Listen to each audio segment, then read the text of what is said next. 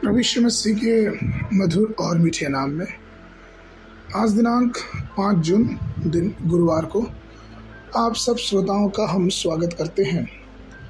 आज के दिन के लिए जो वचन है वो लिया गया है श्रेष्ठ गीत की पुस्तक, उसका पहला अध्याय 3 पद। तेरे भांति भांति के इत्रों का सुगंध उत्तम है, तेरा नाम उड़ेले हुए इत्र के तुल्य है, इसलिए कुमारियां तुझसे प्रेम रखती हैं। प्रियो, आज का मनन का शीर्षक है सुगंधित इत्र। प्रियो, अभी हमने जो पद पढ़ा, यहाँ हम एक इत्र के विषय में देखते हैं, और जब हम नए नियम में पढ़ते हैं तो वो इत्र कुछ और नहीं लेकिन यीशु मसीह के गुण हैं, जो उसके प्रेम, नम्रता और दया को दर्शाते हैं। ये कितने ही मनभावने और मीठे हैं जो हमारी अंतर आत्मा को प्रसन्न करते हैं।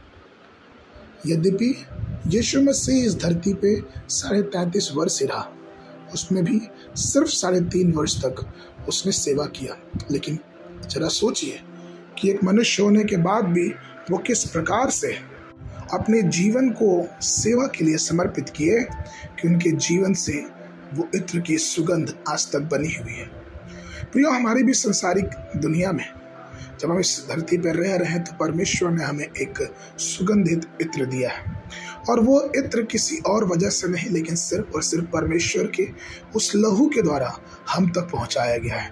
वो प्रेम और पवित्रता का इत्र जो कि यीशु के लहू बहाने से हमारे जीवनों में विराजमान है।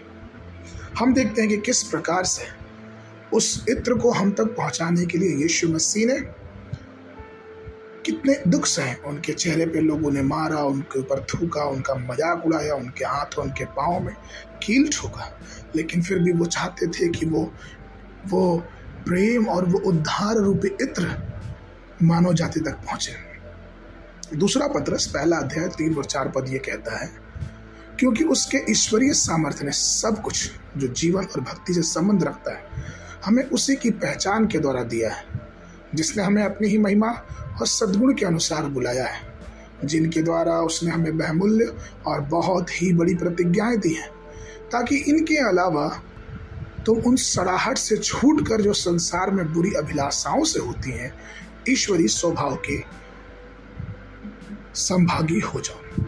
प्रियो, यही स्वभाव परमेश्वर हमको देना चाहते, वो सुगंध जो परमेश्वर चाहता है कि हम उसकी महिमा और उसके सद्गुणों को दूसरे तक प्रदर्शित करें और उसके प्रेम और उद्धार के आनंद में चलते जाएं, जिससे प्रभु की कृपा और प्रभु की दया हमारे जीवनों, हमारे परिवारों और हमारे संपर्क में आने वाले एक एक मनुष्यों के जीवनों में होती रहे। आगे के मनन के लिए मत्ती उसका 5 अध्याय 44 पद।